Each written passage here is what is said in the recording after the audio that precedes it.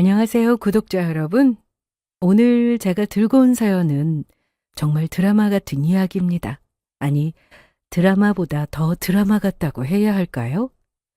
저는 평범한 병원 행정직 직원이었어요. 쉽게 말하면 원무과 직원이라고 생각하시면 됩니다. 매일 서류를 처리하고 진료비를 계산하고 보험 청구를 돕는 그런 일을 하죠. 제법 큰 병원이라 한번 일을 시작하면 정신이 하나도 없습니다. 점심시간에도 밥 먹고 빨리 휴식 취하기 바쁠 정도로요. 그런 평범한 일상을 보내던 제가 어떻게 이런 일을 겪게 되었는지 지금부터 차근차근 말씀드려 보겠습니다. 끝까지 함께 해주세요. 저와 예비 남편은 제가 일하던 병원에서 만나게 되었습니다. 남편은 교통사고로 우리 병원에서 치료를 받기 위해 오가던 환자였어요. 매번 계산을 할 때마다 상냥한 말투와 예의 바른 행동이 시선을 한 번 더 잡아 끌던 그런 사람이었죠. 몇 번의 진료가 끝난 후 마지막 치료를 받던 날, 그가 수납 창구로 왔습니다. 카드로 결제를 하면서 명함 한 장을 건네더군요. 이상형이라서 연락드려요. 밥이나 함께 하고 싶습니다. 명함 뒷면에 깔끔한 글씨로 적힌 메모였습니다. 솔직히 그때는 조금 당황스러웠지만 나쁘지 않았어요. 명함을 보니 외식 프랜차이즈 본사 직원이더라고요. 직장도 괜찮아 보였고 무엇보다 처음 본 인상이 나쁘지 않았으니까요. 첫 만남은 그렇게 시작되었습니다. 깔끔한 차림에 조리 있는 말투, 적당한 유머 감각까지 갖춘 사람이었어요. 첫인상보다 만나면 만날수록 더 좋은 사람이라 생각되더라고요. 배려심도 있어 보였고 대화도 잘 통했고요. 그렇게 밥 한 번이 영화 한 번이 되고 여러 날을 보내며 저희는 연인 사이가 되었습니다.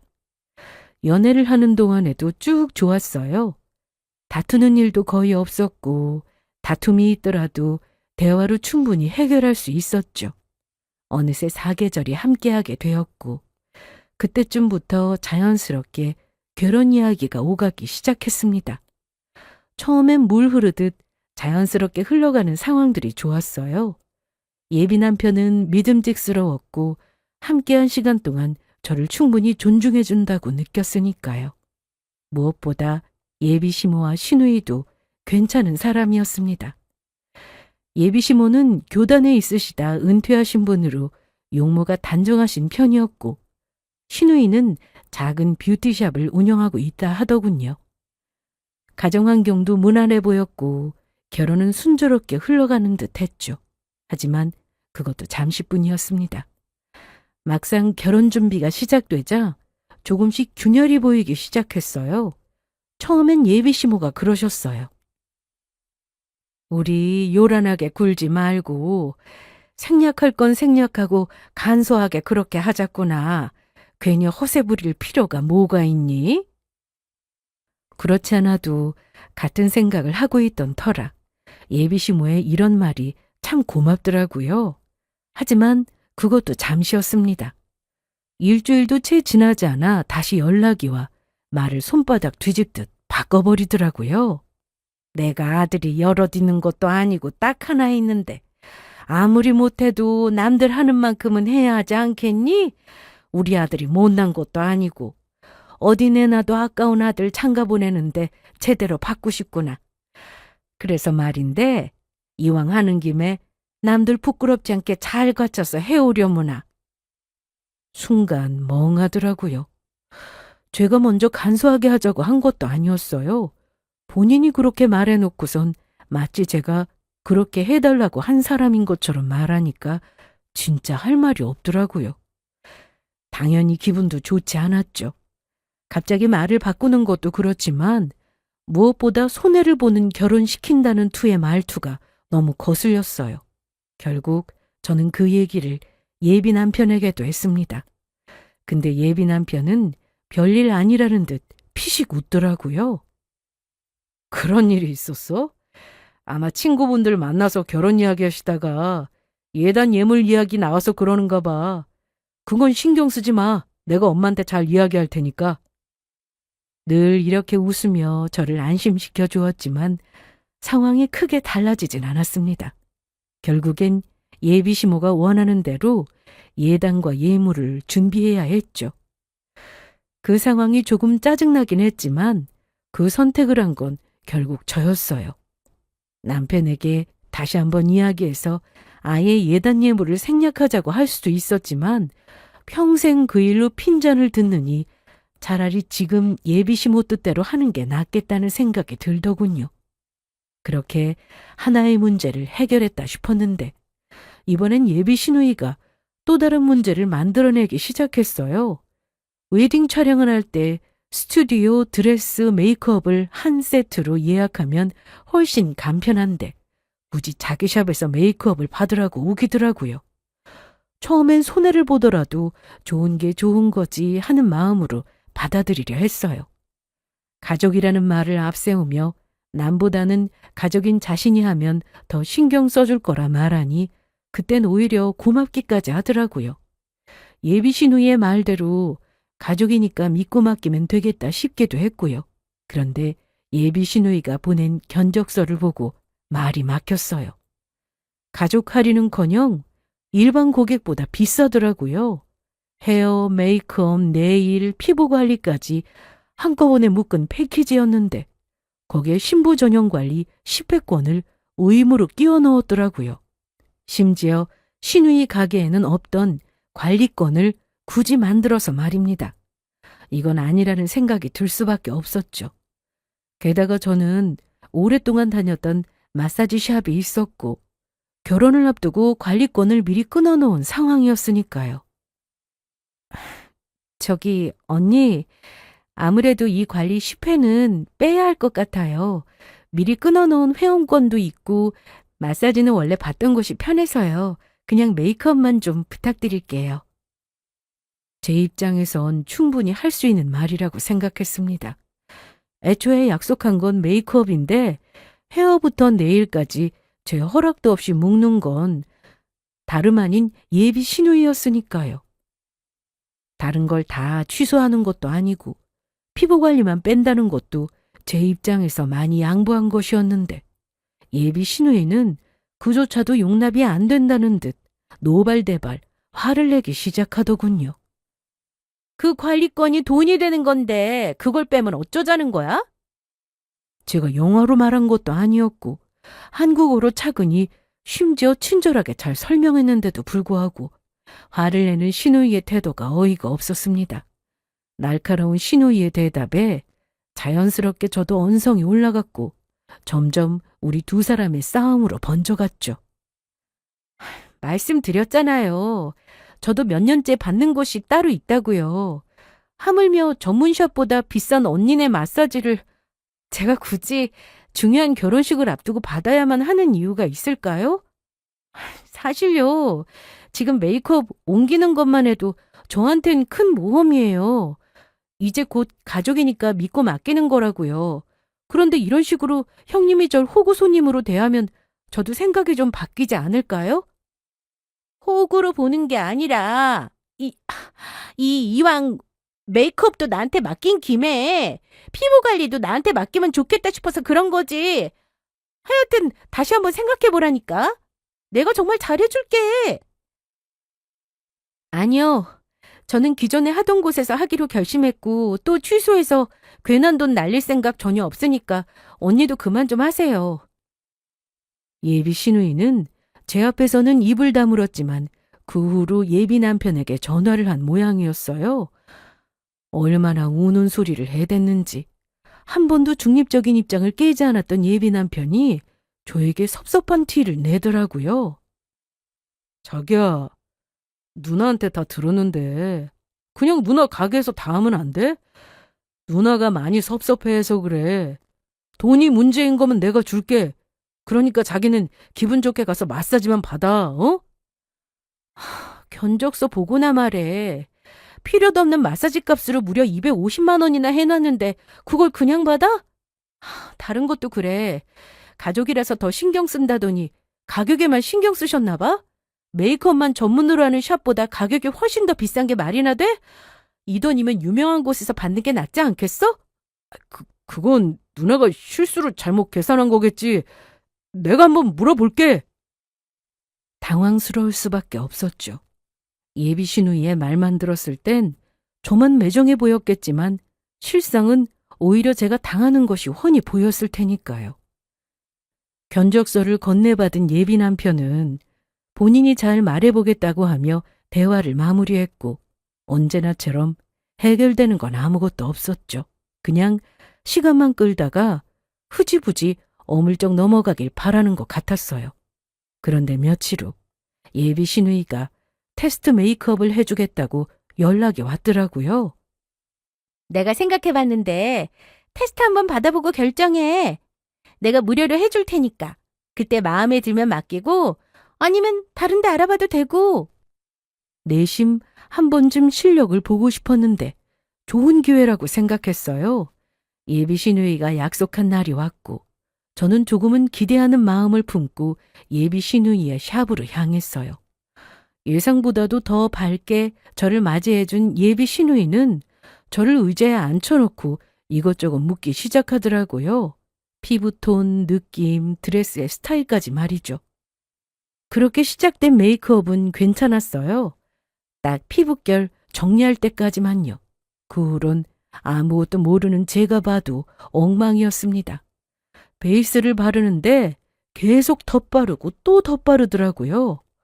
거울을 보고 싶었지만 예비 시누이가 끝날 때까지 보지 말라며 거울을 가렸어요. 확인할 수는 없었지만 느낌이 오더군요. 이 화장은 망했다고 말이에요. 1시간 정도 지났을까요? 드디어 메이크업이 끝났습니다. 자, 이제 봐도 돼. 어때? 예쁘지? 거울을 보는 순간 말문이 막혔습니다. 제 얼굴이 아니었어요. 화장이 너무 두껍게 발라져 있어서 피부가 숨을 못 쉴 것 같았고 색감도 제 피부톤과 전혀 맞지 않았습니다. 눈화장은 또 어떻고요. 속눈썹이 너무 진하게 발라져서 거미다리 같았어요. 거울 속 제 모습은 정말 끔찍했어요. 이게 신부 메이크업이라고? 동네 잔치 분장도 이것보단 낫겠다 싶었죠. 미간은 점점 구겨졌고 그곳에 계속 있다간 제 손으로 그 화장을 다 지워버릴 것 같아 서둘러 짐을 챙겨 나오려던 때였어요. 예비 시누이가 제 앞을 막아서더니 손을 내밀고 이렇게 말하더라고요. 내가 특별히 할인해서 15만 원만 받을게. 당연히 현금가인 건 알고 있지? 카드로 하면 수수료 덧붙여서 계산하고. 네? 무료라고 하지 않으셨어요? 테스트는 무료지. 근데 지금 풀 메이크업까지 다 했잖아. 이건 15만 원이야. 무슨 소리예요? 테스트 메이크업 해준다고 해서 온 건데. 테스트도 했고 풀 메이크업도 했으니까 당연히 돈 내야지. 설마 모조리 다 공짜라고 생각한 건 아니지? 그건 도둑놈 심보지. 내 계좌번호 알지? 현금 없으면 그쪽으로 입금해줘도 되니까 편한 대로 해. 어이가 없었습니다. 처음부터 이럴 생각이었던 거죠. 무료라고 해놓고 나중에 돈을 받으려던 속셈이었던 겁니다. 말다툼을 하자니 더 시간만 낭비될 것 같아서 일단 15만 원을 계좌로 입금했습니다. 가게를 나오면서 화가 치밀어 올랐어요. 이게 가족이 할 짓인가 싶었죠. 그래도 이 화장 그대로 예비 남편을 만나보기로 했습니다. 직접 보여주는 게 말로 하는 것보다 나을 것 같았거든요. 약속 장소로 가니 예비 남편이 먼저 와 있었습니다. 저를 보더니 깜짝 놀라는 표정을 지었어요. 아, 깜짝이야. 자기 얼굴이 이게 뭐야? 오늘 화장이 왜 그래? 왜? 이상해? 이거 15만 원이나 주고 한 건데. 뭐? 이걸 돈 주고 했단 말이야? 거기 제대로 된 샵 맞아? 전문가라는 사람이 어떻게 사람 얼굴을 이따위로 해놓을 수가 있어? 거기 어디야? 당장 내가 가서 환불 받아올 테니까 가게 주소 말해. 저는 태연스럽게 가게 주소를 말했고 씩씩거리며 주소를 넣던 예비 남편의 얼굴이 보기 좋게 일그러지더라고요. 설마 우리 누나가 해준 거야? 그 화장? 왜 아니겠어. 무료로 해준다고 하더니 무려 15만 원이나 받아 챙기시더라. 그것도 현금으로 말이야. 이래도 내가 누나 내서 화장 받아야 한다고 생각해? 나 이 얼굴로 결혼시켜도 되겠어? 예비 남편은 쉽사리 어떤 대답도 하지 못하고 있더군요. 저는 그런 남편에게 다시 말해주었어요. 난 자기만 괜찮다고 하면 이대로도 아무런 상관없으니까 자기가 결정해. 그런데 우리 결혼식에 자기 친구들 다 온다고 했었지? 회사분들도 그렇고. 그 사람들이 이런 날 보고 뭐라고 할지 참. 저는 말끝을 흐리며 예비 남편을 바라보았고 예비 남편은 결심이 선 듯 새로운 샵을 알아보라고 하더군요. 예비 시누이에게 연락도 본인이 하겠다고 했고요. 이 일로 인해 한바탕 소란이 있는 듯 했지만 저에게는 큰 피해 없이 예비 시누이와의 메이크업 사건은 일단락되었습니다. 예비 시누이와의 메이크업 사건이 일단락되고 나니 이제 본격적으로 예식장을 알아봐야 할 시기가 오더라고요. 예비 남편은 예식장 비용은 자기가 낸다고 하더군요.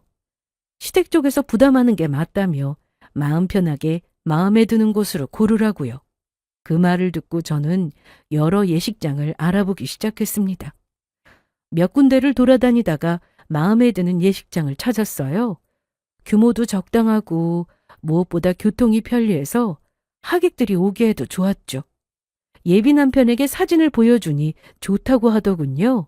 그렇게 날짜를 잡고 계약서를 작성했습니다. 계약금은 예비 남편이 입금하기로 했어요. 그런데 일주일이 지나도 예식장에서 계약금 입금 확인이 되지 않았다며 연락이 왔습니다. 예비 남편에게 전화를 했지만 받지 않는다고요. 날짜가 밀리면 안 될 것 같아서 하는 수 없이 제가 먼저 계약금을 입금했습니다. 그리고 예비 남편에게 문자를 남겼죠. 입금했으니 계약금 줘야 한다고요. 한참 뒤에야 예비 남편에게서 답장이 왔어요. 회의 중이라 전화를 못 받았다고, 깜빡하고 입금을 못했다며 미안하다고 했습니다. 바로 돌려주겠다고 하더군요. 그런데 며칠이 지나도 돈은 들어오지 않았어요. 다시 이야기를 꺼내니 이번엔 실수로 다른 계좌를 입금했다며 취소하고 다시 보내주겠다고 했습니다. 그것도 일주일이 지났지만 여전히 입금은 되지 않았죠. 세 번째 이야기를 꺼냈을 때는 월급날까지 기다려달라고 하더라고요. 이쯤 되니 단순한 실수가 아니라는 확신이 들었어요. 뭔가 숨기고 있는 게 분명했습니다. 처음 한두 번은 실수일 수 있다고 생각했지만 이렇게 계속 미루는 건 분명 다른 이유가 있을 거라는 생각이 들었죠. 그럼에도 나쁘게 생각하지 않으려고 노력했습니다.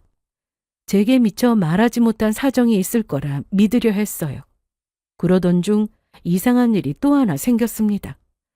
남편과 함께 드레스 투어를 다닐 때였어요. 결혼을 준비하면 이런저런 일들이 많았지만 그래도 함께 드레스를 고르러 다니는 그 시간만큼은 즐겁더라고요. 공주님이 된 듯한 기분이 들기도 했고요. 그렇게 제가 드레스를 입어보는 동안 남편도 턱시도를 착용하러 간 사이였어요. 그때 예비 남편 휴대전화로 문자 알림이 왔습니다. 평소 같았으면 그냥 지나쳤을 텐데 화면에 사진이 떠서 자연스럽게 보게 되었어요. 택배가 도착했다는 문자였습니다. 문 앞에 택배를 둔 사진과 함께 말이죠. 그런데 뭔가 이상했어요. 그 집이 예비 남편의 집이 아니었던 겁니다. 예비 남편이 사는 곳은 아파트인데 사진 속 배경은 빌라였거든요. 현관문 색깔도 다르고 신발장 위치도 달랐습니다. 때마침 예비 남편이 옷을 갈아입고 나왔고 저는 예비 남편에게 물어보았어요. 이거 뭐야? 택배 문자 왔던데 여기 자기 집 아니잖아. 완전 다른데? 그게 친구네 선물 준다고 보내준 거야. 깜빡하고 번호를 안 바꿔서 나한테 문자가 왔나 보네. 일단 그렇게 넘어갔습니다. 친구에게 선물을 보낼 수도 있는 거니까요. 근데 뭔가 찝찝했어요. 남편의 반응이 너무 과장되었거든요. 거기에다 어색한 표정과 흔들리는 눈빛까지. 하지만 그 자리에서 더 캐물을 수는 없었어요. 드레스샵 직원들도 있었고 분위기를 깨고 싶지 않았거든요. 그날 밤 집에 돌아와서도 그 생각이 계속 머릿속을 맴돌았습니다. 무언가 이상하긴 하지만 콕 집어 뭐가 이상하다고 말하기 곤란한 그 상황. 수많은 설마들이 스쳐 지나갔지만 아니겠지 하고 생각하며 애써 저를 누르려고 했었죠. 하지만 그런 제 기대와 달리 곧 상상도 못했던 충격적인 진실을 마주하게 되었습니다. 그날은 여느 날과 마찬가지로 일을 하고 병원에서 근무를 하고 있었어요. 점심시간을 1시간 앞둔 그때 예비 남편에게 연락이 왔더라고요. 자기야, 오늘 나랑 점심 어때? 그동안 결혼 준비하면서 우리 집 식구들 때문에 일도 많았고 해서 내가 우리 자기한테 맛있는 뇌물 좀 사주고 싶은데. 계속된 갈등에 머리가 아플 찰나에 그렇게 찾아와 애쓰는 남편을 보니 조금씩 마음이 풀리더군요. 요즘 힘들지. 엄마랑 누나 때문에 스트레스 많이 받았을 것 같아서 왔어. 오늘 맛있는 거 많이 먹고 화 풀어. 알겠지? 내가 앞으로 더 잘할게. 거기에다 이처럼 진심으로 미안해하는 예비 남편의 모습에 웃음이 절로 흘러나왔습니다. 남편은 진심 어린 사과뿐만 아니라 예비 시누이를 비롯해 시모까지도 더는 저를 괴롭히지 말라는 말을 다 해놨다며 더는 신경 쓰이게 하지 않겠다고 약속까지 하더군요. 그 말에 안도가 되었어요. 그동안 쌓였던 스트레스가 조금이나마 풀리는 것 같았습니다. 맛있는 식사를 하고 그렇게 마음이 풀려 함께 커피도 마시러 제가 자주 가던 카페로 향했죠. 카페 문을 열고 들어가니 사장님이 계셨습니다. 저와도 언니 동생하며 친하게 지내는 분이었어요. 병원이 바로 근처라 점심시간이나 퇴근 후에 자주 들리기도 했고 일이 없는 주말에도 찾아가 시간을 보내기도 했고요. 사장 언니도 저를 보면 반갑게 맞아주시곤 했고요. 여느 때와 같이 반갑게 인사를 하고 제 옆에 멀뚱하게 서 있던 예비 남편을 소개시켜 주었죠. 그런데 사장 언니의 표정이 심상치 않았어요. 환한 미소를 지으며 저를 맞이하시던 평소와 달리 얼굴이 굳어 있었습니다. 눈빛도 이상했어요. 뭔가 충격을 받은 것 같기도 하고 당황스러워하는 것 같기도 했죠. 그런데 더 이상한 건 예비 남편의 얼굴은 너무나도 평온하다는 것이었어요. 안녕하세요. 여자친구가 여기 자주 온다고 했어요. 맛있는 커피 감사합니다. 사장 언니는 어색하게 고개만 끄덕이셨어요. 입이 달싹거리는 것이 무슨 할 말이 있는 것이 분명한데 아무런 말 없이 돌아서더라고요. 그냥 개인적인 일이 있으신가. 그래서 저와 상담 같은 것이 필요한가 했어요. 평소에도 고민이 있으면 조금씩 이야기를 나누고 하던 터라 그렇게 생각했던 것이었죠. 저와 예비 남편은 자리에 앉아 차를 나누어 마셨고 점심시간이 끝나갈 무렵 자리에서 일어났어요. 그런데 그때 사장 언니가 급하게 저를 부른다 싶더니 제 손에 쪽지를 쥐어주더라고요. 매우 비밀스럽게 예비 남편이 보지 못하도록 조심스럽게요. 사장님의 눈빛은 꼭 혼자서 봐라는 메시지를 담고 있었고 저는 태연히 쪽지를 주머니에 넣었습니다. 병원으로 돌아가는 내내 어찌나 쪽지 내용이 궁금한지 예비 남편과 무슨 이야기를 나누었는지조차 기억이 나지 않을 지경이었죠. 어느새 병원에 도착했고 예비 남편을 보낸 후 저는 재빠르게 화장실로 달려갔습니다. 지체 없이 종이를 꺼내 펼쳐본 저는 충격에 빠질 수밖에 없었어요. 그놈 사기꾼이야. 다급하게 휘갈겨 쓴 글자가 얼마나 다급했는지 알려주는 듯 했습니다. 온몸이 얼어붙은 듯 한참을 가만히 서 있었어요. 무슨 드라마도 아니고 이게 무슨 상황인가 싶었죠.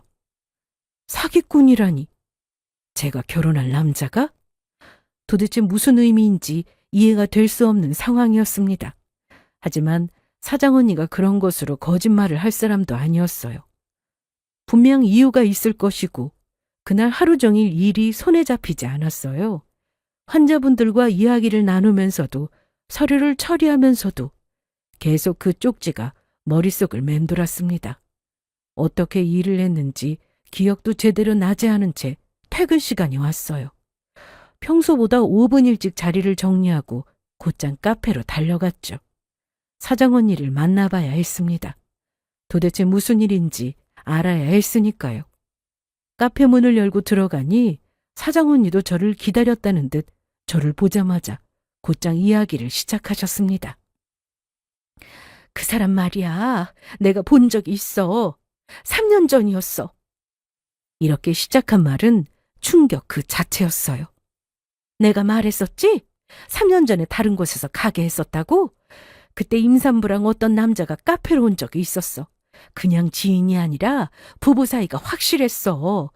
여보라고 부르면서 꽤 다정했거든.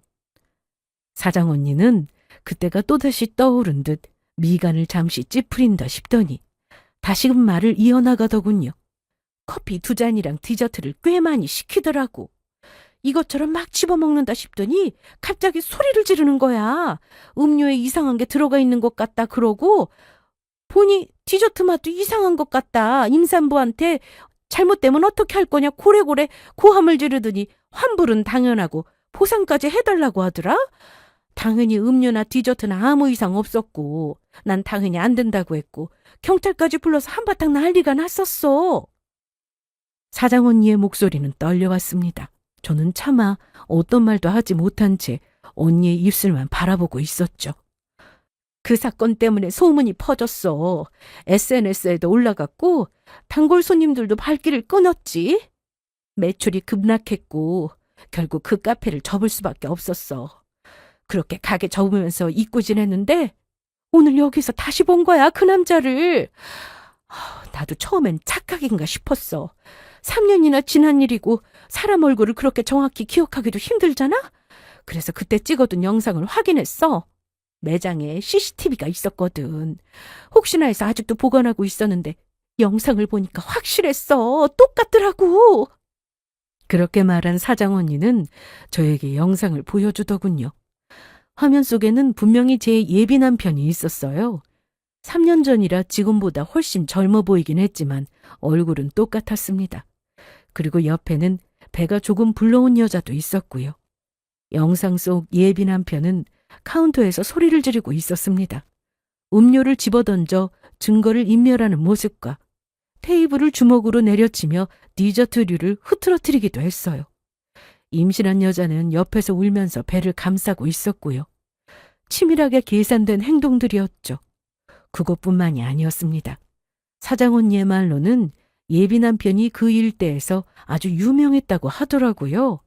나중에 한 사실인데 여러 가게에서 비슷한 짓을 했더라고. 음식점, 옷가게, 심지어 편의점까지. 진상 부려서 환불받고 보상금 받고. 안 당한 집이 거의 없을 정도였어. 그렇게 한탕 해먹다가 결국엔 사기로 고소당해서 벌금까지 물었다고 하더라. 독한 사장한테 걸린 거지. 저는 아무 말도 할 수가 없었습니다. 머릿속이 하얘졌어요. 제가 결혼하려던 사람이 그런 사람이었다니 믿을 수가 없더라고요. 사장 언니의 말이 계속 이어졌지만 제대로 들리지도 않았어요. 대신 그동안의 일들이 빠르게 스쳐 지나갔어요. 수많은 충격을 안고 집으로 돌아온 저는 생각하고 또 생각했어요. 영상 속 예비 남편의 모습과 임신한 여자의 모습이 계속 떠올라 잠을 잘 수도 없었죠. 다음 날 아침 저는 곧장 흥신소에 의뢰했습니다. 혼자 힘으로 알아내기엔 한계가 있을 것 같아서 전문가의 도움을 받기로 한 거예요. 조사 기간 동안 저는 최대한 평소처럼 행동했어요. 예비 남편과 다정한 문자도 주고받고 전화도 하며 말이에요. 만나서는 웃으며 이야기를 나누기도 했습니다.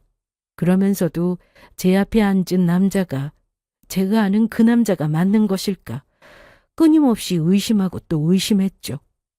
그렇게 일주일 후 흥신소에서 연락이 왔습니다. 조사 결과가 나왔다고 하더군요. 그 결과는 제 예상보다 훨씬 더 충격적이었어요.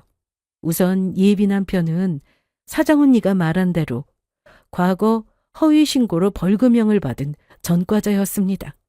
3년 전 여러 업소에서 거짓으로 문제를 제기해 보상금을 뜯어낸 사기 행각으로 고소당했고 결국 벌금 500만 원을 냈다고 하더군요. 그리고 더 충격적인 것은 그 다음부터 시작이었습니다. 예비 남편은 현재 시댁에서 지내는 것이 아닌 다른 여자와 살고 있더라고요. 보고서에 첨부된 사진들을 보는 순간 온몸에 힘이 빠졌어요. 예비 남편이 한 여자와 집 앞에서 함께 나오는 모습, 마트에서 장을 보는 모습, 손잡고 걷는 모습까지 고스란히 찍혀 있더군요. 그리고 그 여자는 제 예상대로 3년 전 카페 영상 속 임신한 여자와 동일인이었습니다.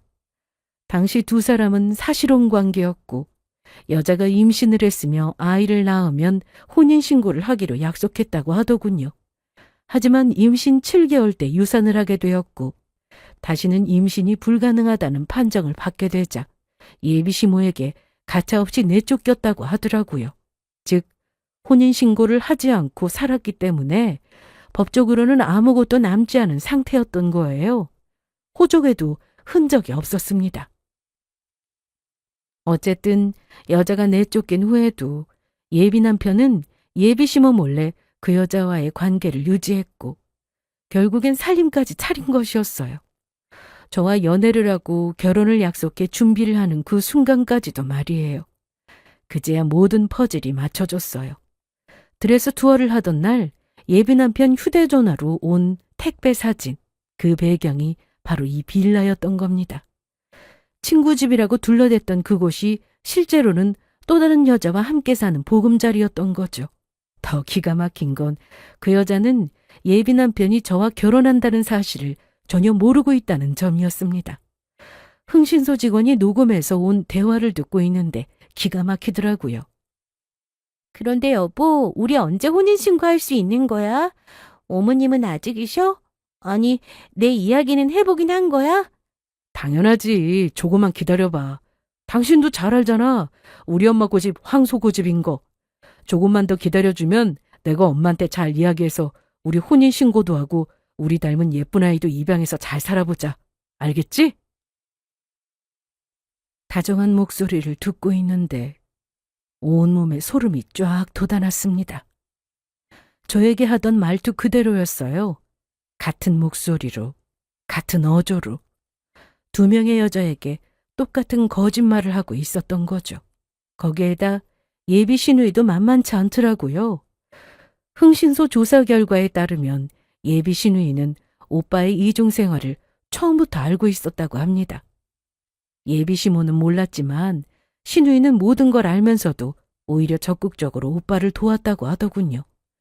그 여자에게도 계속해서 회원권을 팔았는데 방법은 저한테 했던 것과 똑같았습니다. 가족이라며 특별 할인이라고 속이고 실제로는 일반 가격보다 훨씬 비싸게 받았다고 해요. 이런 말로 여자를 제대로 홀린 예비 시누이는 이미 몇 번째로 200만 원짜리 관리권을 끊게 만들었다고 하더군요. 참 대단한 집안이라 생각밖에 들지 않았어요. 보고서를 다 읽고 나니 그저 눈물만 나더라고요. 배신감도 배신감이었지만 저 자신에게도 화가 났습니다.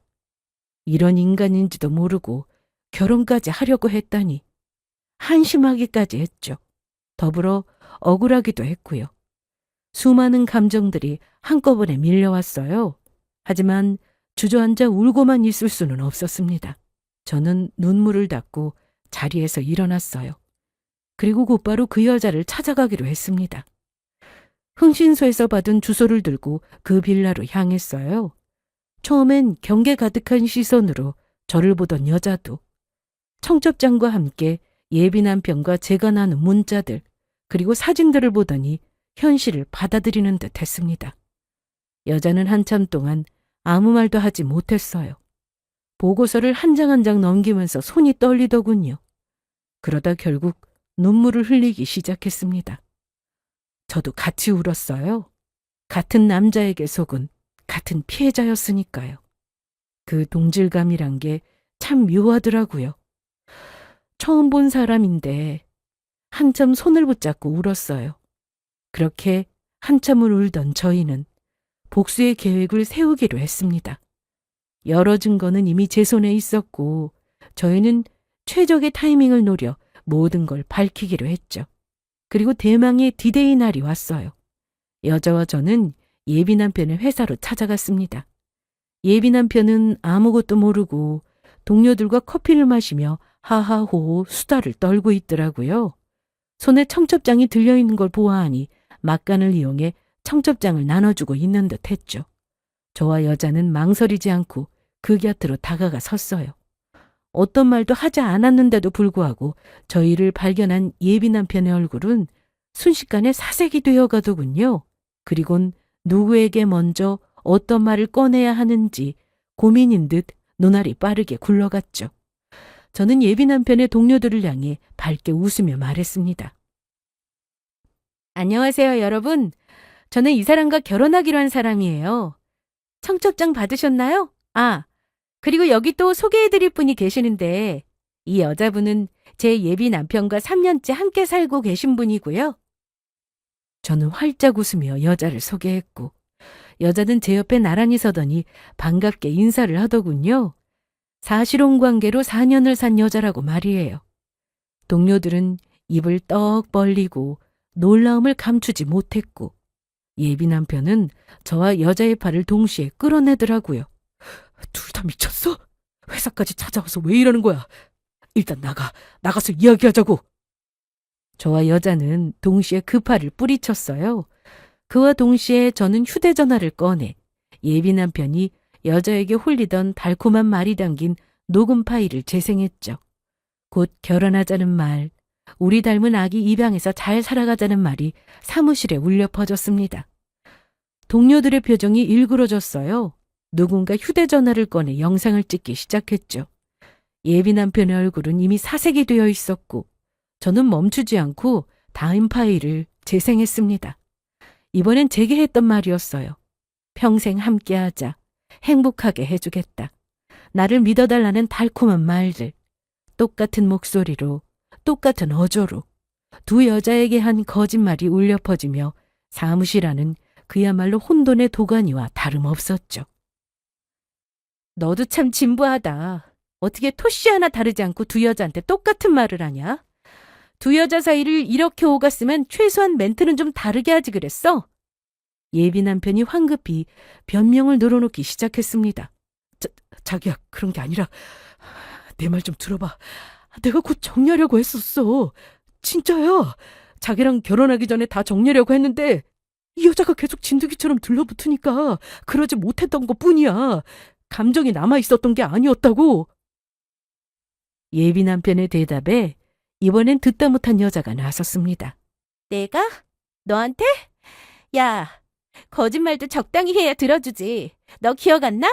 내가 이렇게 지내는 거 지긋지긋하다고 그만하자고 할 때마다 뭐라고 그랬니? 조금만 더 기다려달라고 나 없이는 못 산다고 붙잡았던 거 내가 아니라 너야. 그런데 이제 와서 이런 취급을 한다고? 너 그러다 진짜 천벌받아. 예비 남편은 여자가 따지고 들자 다시 얼굴을 바꾸고 여자에게 다가가며 이렇게 말하더군요. 미안해. 정말 미안해. 내가 정리 못한 게 잘못이야. 근데 자기는 알잖아. 우리 엄마가 얼마나... 또 어머니 핑계야? 3년 동안 똑같은 소리만 했잖아. 어머니 설득 중이라고. 조금만 기다리라고. 그동안 넌 다른 여자랑 결혼 준비하고 있었던 거잖아. 그리고 그 타이밍에 저도 말을 보탰습니다. 나한테도 똑같은 말 했었잖아. 엄마가 까다로우시다고. 누나가 좀 그렇다고. 그러면서 나보고 이해해달라고 했지. 당신은 거짓말도 참 진부하구나. 예비 남편이 저를 향해 손을 뻗었습니다. 자기야, 제발 여기서 이러지 말자. 나가서 얘기하자. 회사 사람들이 다 보잖아. 왜? 창피해? 아니면 회사 생활에 지장이라도 있을까 봐 걱정돼? 남의 인생은 망가뜨려 놓고선 네 인생에 흠집 나는 건 그렇게 싫었어? 이 이기적인 놈아? 저의 절기어린 외침에 예비 남편은 그 어떤 말도 하지 못하고 고개를 숙이더군요. 변명할 여지도 없었던 거죠. 사무실은 완전히 술렁거렸습니다. 동료들이 수군거리는 소리가 사방에서 들렸어요. 누군가 저런 사람이었어? 하는 말이 들리는 순간 예비 남편은 모든 것이 망했다는 듯 그 자리에 주저앉더라고요. 그렇게 예비 남편에게 복수를 마친 저희는 곧장 예비 시누이에게 향했어요. 저희는 예비 시누이의 가게 문이 열자마자 고함을 질러주었죠. 여기가 실력은 쥐뿔도 없으면서 가족이라는 약점 쥐어잡고 협박해서 회원권 끊게 만든다는 거기가 맞지? 제가 먼저 고함을 질러주자 여자도 지지 않고 외쳐주더라고요. 그럼 내가 여기 200만 원짜리 회원권 끊고 제대로 된 마사지를 받아본 기억이 없다니까? 이런 게 사기 아니냐고! 그야말로 난장판이 따로 없었습니다. 주변 상가 주인들은 고개를 내밀고 구경하며 수군거리기 시작했고 지나가던 사람들은 발걸음을 멈추고 구경하더군요. 예비 시누이는 얼굴이 하얗게 질려선 손이 부들부들 떨며 여자와 저를 향해 소리를 쳤죠. 이게 다 뭐하는 짓거리들이야! 사기라니! 내가 언제 강요했어? 네가 내 동생 좋아서 나한테 잘 보이려고 네가 스스로 회원권 끄는 거 아니었냐고! 웃기고 있네. 네가 먼저 회원권 끊어라. 그러면 무슨 일이 있어도 결혼 허락 떨어지게 해주겠다고 했어 안 했어? 내가 입금할 때마다 너만 믿으라고 호언장담하는 문자가 아직도 남아있다고. 이거 왜 이래? 그딴 게 증거가 될 것 같아? 그리고 증거가 된다고 한들 그게 왜 사기야? 난 노력했다고. 했는데도 우리 엄마가 싫다는데 어떡해? 그러니까 헛소리하지 말고 당장 나가. 지금 나가자면 경찰에 신고할 거야? 예비 시누이는 끝까지 뻔뻔하게 나오며 신고까지 하겠다고 하더라고요. 정작 신고할 사람이 누구인데 감히 저희 앞에서 신고라는 말을 입에 올릴 수 있는 것인지 헛웃음이 절로 나는 상황이었죠. 신고? 그래 해. 신고. 우리야 신고하는 수고로움도 덜고 좋지. 그렇지 않아도 여기에서 나가는 대로 사기로 신고도 하고 소송도 하려고 했는데 그쪽 독에 신고할 수고로움은 덜겠네. 그러니까 괜히 협박만 하지 말고 지금 당장 해. 제 말에 예비 시누이는 입을 딱 닫더라고요. 닭대가리가 생각해도 본인이 불리한 상황이긴 했겠죠. 이내 예비 시누이는 제발 나가달라며 애원했고 저희는 무너진 그 모습을 보고 가게를 나왔습니다. 가게 앞에서 줄지어선 구경꾼들을 보아하니 예비 시누이가 망하는 건 시간 문제인 듯 하더군요. 그렇게 시누이까지 해결한 저희는 마지막 목적지인 경찰서로 향했습니다. 예비 남편과 시누이를 사기죄로 고소하기로 했어요. 흥신소 보고서, 카페 영상, 회원권 영수증, 문자 내역 등 준비해온 모든 증거를 제출했습니다. 증거가 명확했기 때문에 경찰에서도 이 건에 문제가 없을 거라고 하더군요. 그리고 변호사를 선임해서 민사소송도 함께 진행하기로 했습니다. 그동안 쓴 돈과 정신적 피해에 대한 배상을 모두 받아내기로 한 것이었죠. 그 후 소송은 생각보다 빠르게 진행되었습니다. 예비 남편은 사기죄로 기소되었고 과거 전과 기록까지 더해져 결국 실형을 선고받았습니다. 집행유예가 아닌 실제 교도소 행위였죠. 회사에서는 당연히 해고되었고 이미 소문이 업계에 퍼질 대로 퍼져 추후 교도소에서 나온다고 해도 재취업도 어려울 지경이 되었죠. 예비 시누이는 사기 방조죄로 벌금형을 받았습니다. 금액도 상당했지만 진짜 문제는 따로 있었어요. 그날 현장을 찍은 영상이 순식간에 퍼졌거든요. SNS에 가족 상대로 사기친 사장이라는 제목으로 올라왔고 댓글은 순식간에 수백 개가 달렸어요.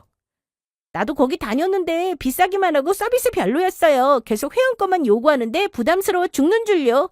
와, 저 사람 진짜 뻔뻔하네. 예비 올 게 등쳐먹고 회원권 팔았다며? 그 글들이 퍼지자 손님들은 하루아침에 발길을 끊었다고 하더라고요. 기존 단골들도 전부 환불을 요구했고요. 새 손님은커녕 가게 앞을 지나가는 사람조차 없었다고 하더군요. 결국 가게 문 앞에는 임시 휴업이라는 종이가 붙었습니다. 며칠 뒤엔 폐업 정리 중으로 바뀌었고요. 남편이 교도소로 간 사이 시누이는 빚독촉 전화에 시달리며 벌금과 배상금까지 감당하지 못해 무너졌다고 합니다. 그리고 예비 시어머니는 두 자식이 나란히 무너지는 꼴을 보고 충격을 받았다고 해요. 아들은 감옥에 가고 딸은 가게를 접었으니까요. 주변 사람들한테도 소문이 다 퍼져서 얼굴을 들고 다닐 수가 없다며 결국 이사를 했다고 들었어요. 저와 여자는 민사소송에서 승소했고 그동안 쓴 돈을 모두 돌려받았습니다. 예식장 비용, 예단 비용, 신우이에게 지불한 회원권 비용, 거기에 정신적 피해에 대한 위자료까지요. 당연한 결과였죠. 그 후 저는 잘 지내고 있습니다. 파혼 후 병원은 잠시 그만뒀어요. 아무래도 휴직이 조금 필요한 것 같아 잠시 쉬기로 한 것이었는데 어느새 1년이란 시간이 훌쩍 지났네요. 그동안 저는 부모님 댁에서 지내며 마음을 추스르는 시간을 보냈습니다. 아무리 이혼보단 파혼이라고 하지만 심적으로 힘든 건 매한가지더라고요. 한때는 결혼을 결심할 정도로 사랑했던 사람이었으니까요. 처음 몇 달은 정말 힘들었어요. 밤에 잠을 자다 깨기도 하고 가만히 있다가도 눈물이 나곤 했죠. 믿었던 사람에게 배신당했다는 사실이, 무려 1년이나 되는 시간을 그런 인간 때문에 낭비했다는 사실이 저를 괴롭혔습니다. 그렇게 몇 달을 어둠 속에서 보내던 저는 문득 깨달았어요. 그 인간들 때문에 지금 이 시간까지 낭비해선 안 된다고요. 그때부터 건강한 삶을 살기 위해 노력했습니다. 심리 상담도 꾸준히 받고 여러 사람을 만나 대화도 많이 나누려고 했어요. 혼자 시간을 보내고 싶은 날엔 조용한 산책로를 찾아 무작정 걷기도 했고요. 그렇게 노력하며 시간이 흐르자 조금씩 나아지더라고요. 그리하여 지금은 잘 이겨냈고 행복하게 잘 지내고 있습니다. 그리고 그 여자와는 지금도 종종 연락하며 지내고 있어요. 같은 아픔을 겪었던 사람이라 그런지 유독 마음이 통하더라고요. 사실 처음엔 서먹했어요. 결국 같은 남자를 사랑했던 사이였으니까요. 하지만 만나서 이야기를 나누다 보니 우리는 경쟁자가 아니라 같은 피해자였다는 걸 다시 한번 깨달았습니다. 그 후로는 자주 만나 밥도 먹고 수다도 떨면서 서로 응원해주고 있어요. 아, 그리고 그 여자도 정말 잘 지내고 있어요. 회사 생활 열심히 하고 연애도 하며 아주 바쁜 나날들을 보내고 있더라고요. 얼마 전에 만났을 때 행복해 보이는 모습을 보니 저도 기뻤습니다. 우리 둘 다 그 힘들었던 시간을 잘 이겨낸 거죠. 저는 다음 달에 일주일가량 여행을 떠날 예정인데요. 제주도로 갈 생각이에요. 혼자만의 시간을 가지면서 바다도 보고 맛있는 것도 먹고 그동안의 일들을 정리하는 시간을 가지려고 합니다. 곧 새로운 병원으로 출근 예정이라 그 전에 마지막으로 기분 전환을 하려고요. 그 여행길에서 힘들었던 일들은 모두 털어내버리고 새로운 일터 그리고 새로운 사랑을 위해 좀 더 준비된 모습으로 돌아오려고 합니다. 부디 제 여행길이 의미 있는 시간이 되길 바라며 저는 이만 물러가 볼게요. 감사합니다.